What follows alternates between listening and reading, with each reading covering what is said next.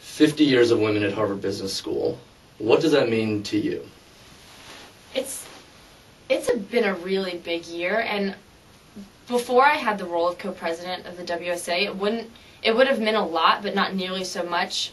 Now that I've spoken to people in the administration, particularly alums who had maybe not specifically female alums who had not the best experience here, it means a lot to hear their stories of how difficult it was sort of to break into this club. I mean, they tell stories of the first 8 women in the first couple years. There weren't even women's restrooms, you know, like they're going to the bathroom beside urinals, just like these crazy stories of things that don't even seem to fit. And then when you fast forward to today, it seems like things are going really, really well, although I would argue there's still a lot of pretty significant barriers and societal norms and just more nuanced challenges that women face. Mm-hmm. So I guess my point in telling you that is that the anniversary of 50 women at HBS is actually a huge, huge milestone, not just for the women in this community, but also for all of the men and everyone who's come through this institution. And it's been a very humbling experience to be leading the charge on the part of the WSA to celebrate it in a way that really honors everything that the women of Harvard Business School have been through and will continue to go through in order to reach parity at the highest levels. You talked about some of the progress that has been made, but there are still barriers. What are those barriers?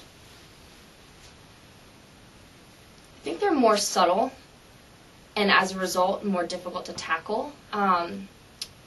So, for example, I think we have a big pipeline issue. Although we're at 40% of women at HBS, and if you sort of extrapolate that out into the universe at large, you would think that similar numbers of women would be reaching, you know, the highest levels of business life, civic life, and it's just not happening. So it seems like there's something that's going on from this point to when women really start to blossom in their careers and people are just sort of falling off. Mm-hmm. So I think one of the biggest challenges is figuring out what exactly is happening, why is it happening, and then once you know exactly what's going on, figuring out ways to fix it. Mm-hmm. And unfortunately, it's not a problem, at least in my view, that there's one simple answer to. I think it's like a web of all sorts of different things that are interacting to create environments that maybe don't favor or support women as much as they do men, and that's certainly a generalization.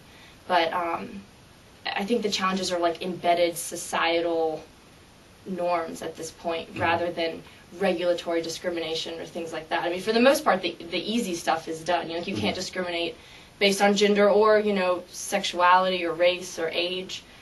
So those barriers are gone, but what's left in their place are more pervasive and I think more difficult to name and then as a result to fix. Mm-hmm. If that makes